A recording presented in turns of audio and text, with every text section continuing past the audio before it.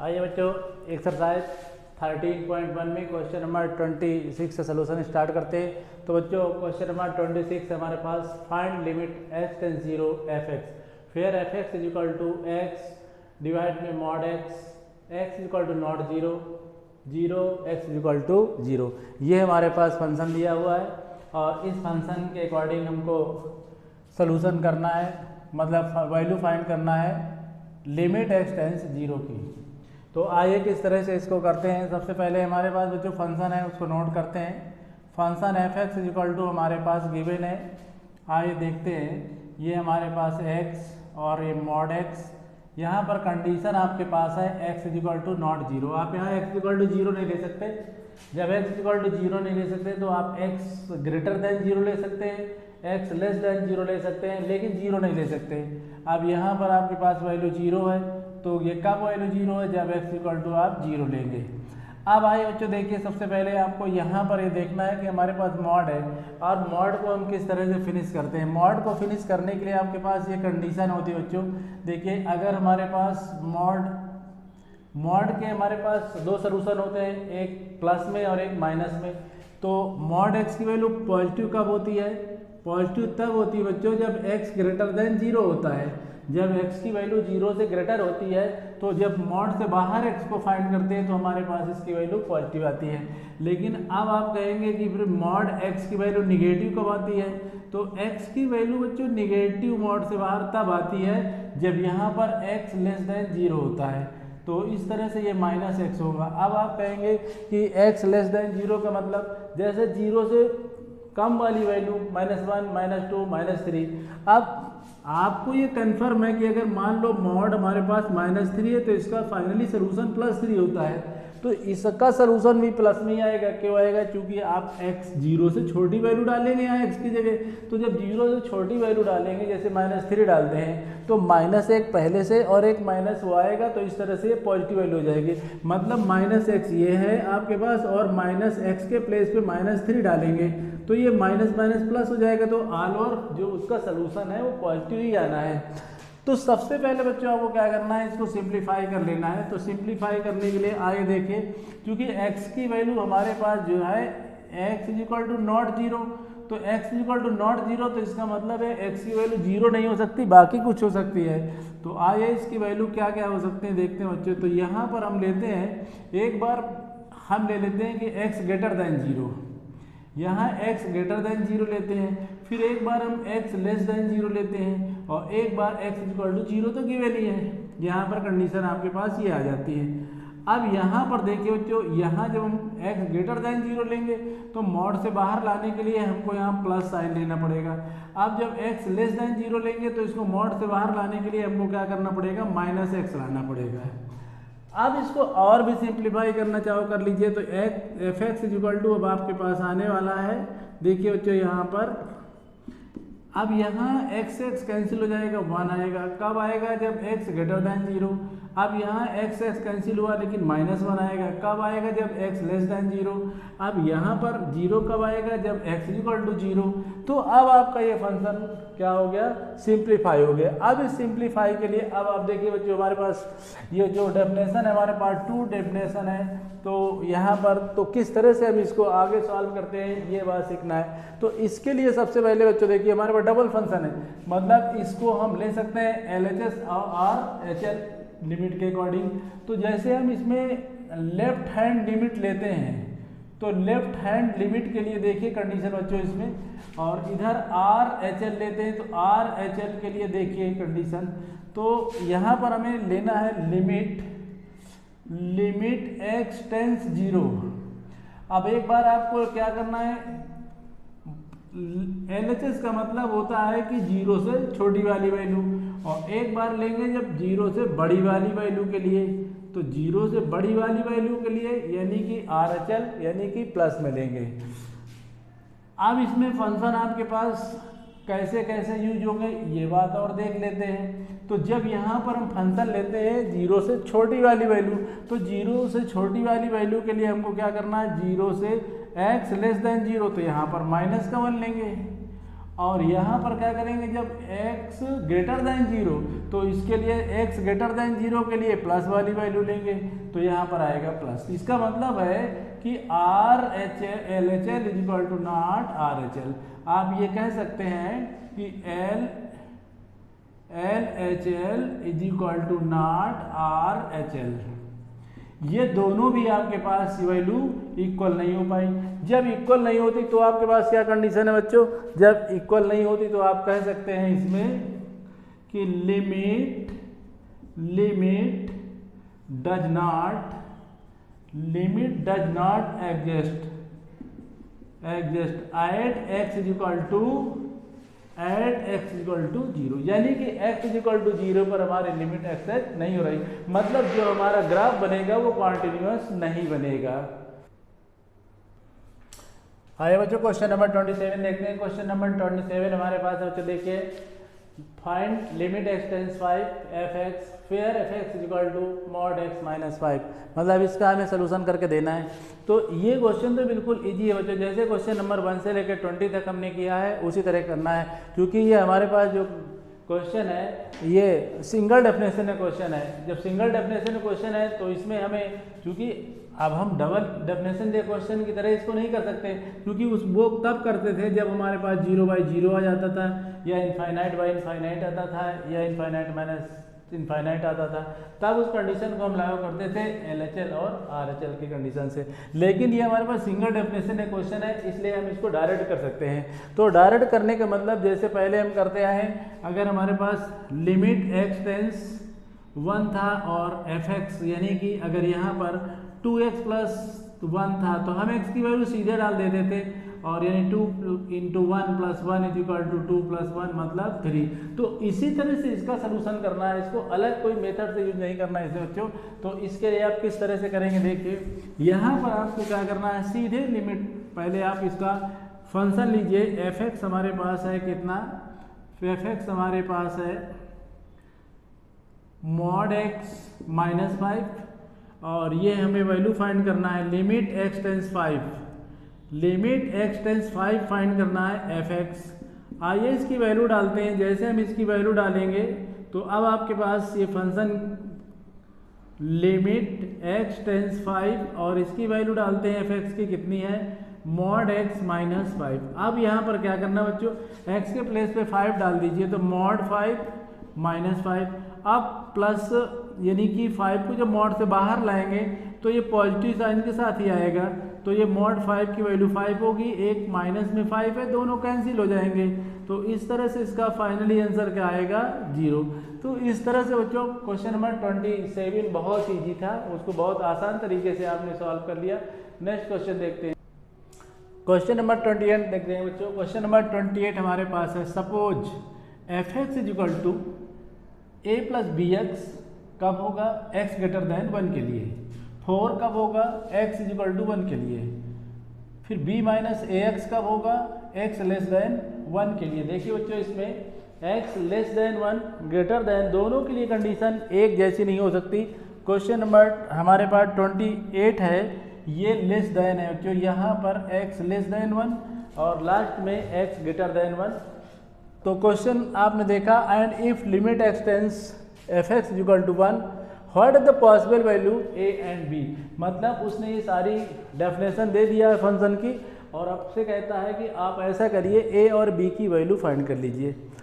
तो अब यहाँ पर बच्चों हमें a और b की वैल्यू फाइंड करना है। उसने एक कंडीशन दिया है फंक्शन की, फंक्शन हमारे पास देखिए बच्चों fx इज इक्वल टू क्या गिवन है, देखिए फंक्शन हमारे पास fx इज इक्वल टू है a प्लस bx।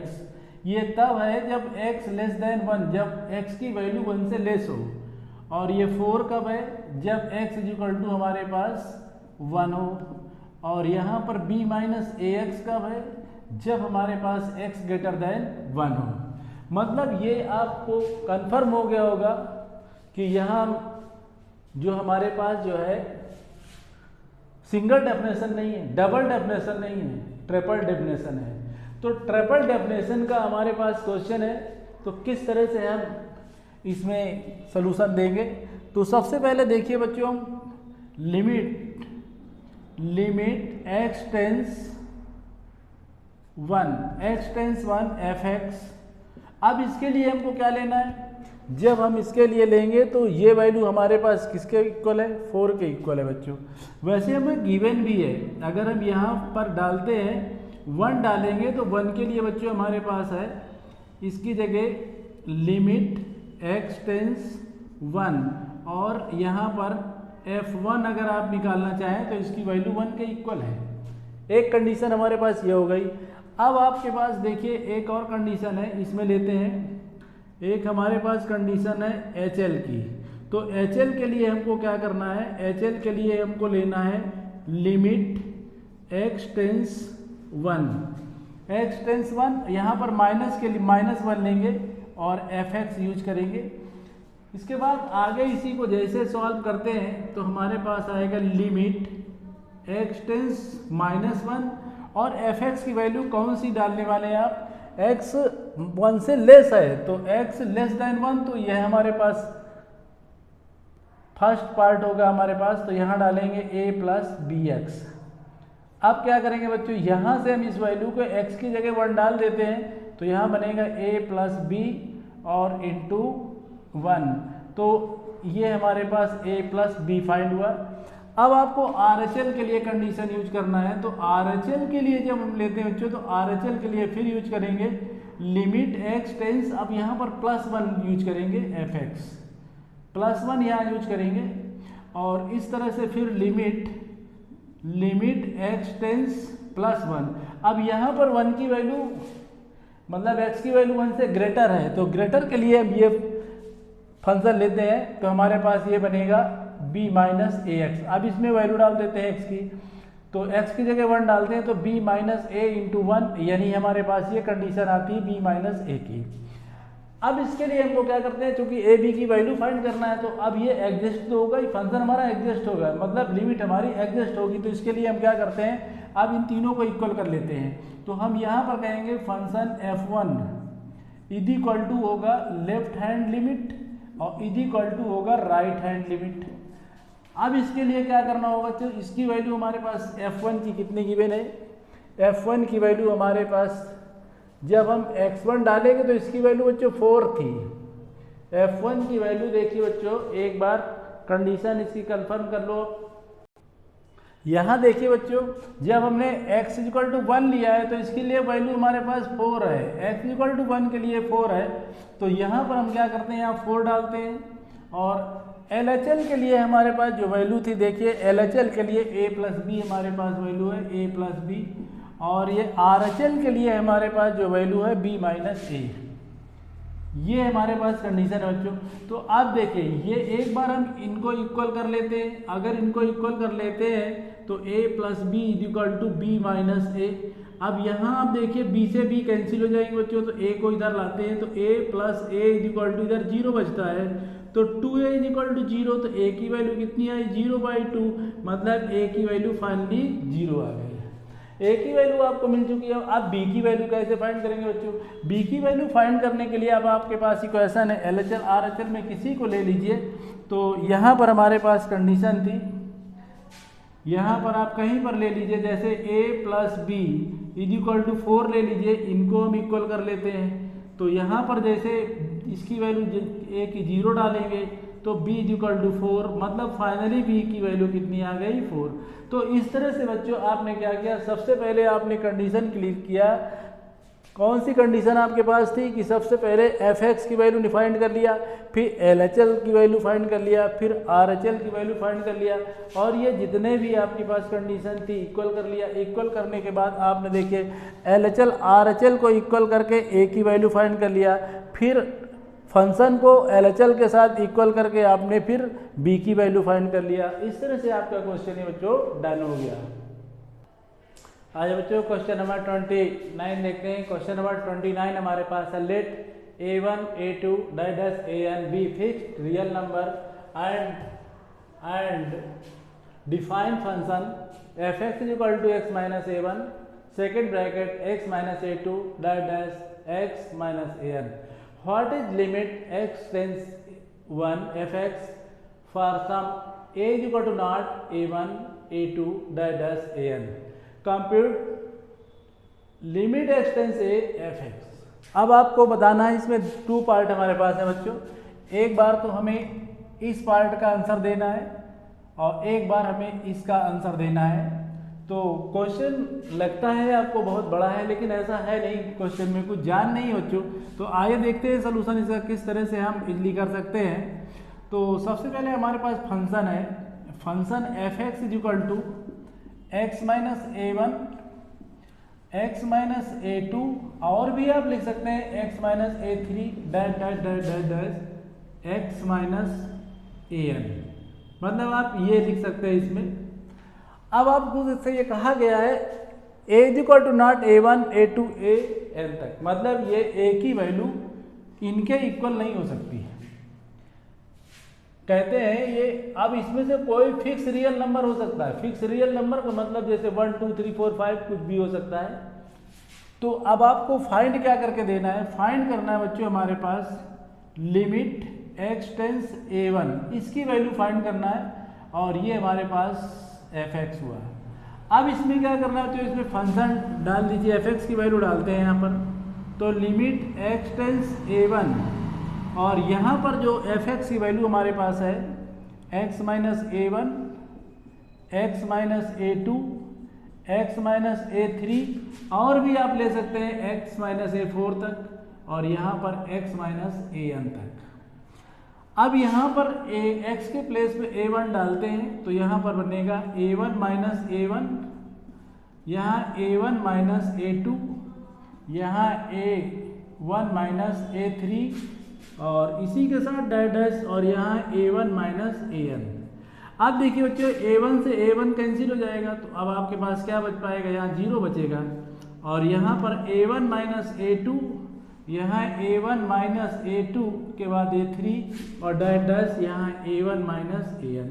अब देखिए बच्चों, 0 की किसी भी डिजिट में मल्टीप्लाई होगी तो उसका सोल्यूशन 0 ही आना है। तो इसका सोल्यूशन तो आपका क्या हुआ, 0 आ गया। 0 मतलब फर्स्ट पार्ट का सोल्यूशन हमारे पास 0 आ गया। इसके बाद सेकंड पार्ट करते हैं, इसको नोट करते हैं बच्चों। आइए बच्चों, इससे सेकंड पार्ट का सोल्यूशन करना है। सेकंड पार्ट हमारे पास है compute limit x tends A fx। तो अब हमको करना क्या है बच्चों, देखिए इसमें हमें इसकी वैल्यू बता के देना है। तो यहाँ पर है लिमिट x टेंस a और यहाँ पर fx। तो यहाँ पर कुछ नहीं करना बच्चों, अब आपको क्या करना है, fx की वैल्यू डालना है। तो यहाँ पर आपके पास आएगा लिमिट x टेंस a, और ये फंक्शन हमारे पास था x minus a1 x minus a2, और भी ले सकते हैं x माइनस a3, और ये dash dash x minus an। अब आपको सेम वैसे ही करना है फर्स्ट पार्ट की तरह, यहाँ पर x के प्लेस पे a डालना है। तो यहाँ a माइनस a1, और यहाँ a माइनस a2, यहाँ a minus a3, dash dash dash यहाँ a माइनस an। यही आपका सोल्यूशन है बच्चों, आपको इसमें कुछ करना ही नहीं था। इस तरह से आपने क्वेश्चन भी बच्चों डन कर लिया। तो आपने देखा बच्चों, क्वेश्चन नंबर आपने 26, 27, 28, 29 डन कर लिया। तो इस क्वेश्चन में आपको लगता था वो कुछ है, लेकिन कुछ नहीं था। यहाँ पर जैसे आपने देखा, यहाँ फिक्स रियल नंबर बताया था कि ये जो है फिक्स रियल नंबर कुछ भी हो सकते थे। तो अब आप इसमें 1 2 3 4 5 कुछ भी ले सकते थे। तो इसमें 2 पार्ट थे। एक बार लिमिट x टेंस 1 फाइंड करना था, तो फंक्शन लेके आपने सीधे x के प्लेस पे a1 डाल दिया, फिर ये कैंसिल हो गए। कैंसिल होने के बाद ऑल ओवर आंसर आपका 0 आ गया। सेकेंड टाइम में आपने ये ले लिया लिमिट x टेंस से fx, और इसके फंक्शन में फिर x के प्लेस पे आपने यहाँ पर a डाल दिया। डालने के बाद सीधा आपका सोल्यूशन हो गया। इस तरह से ये क्वेश्चन भी आपका बच्चों डन हो गया।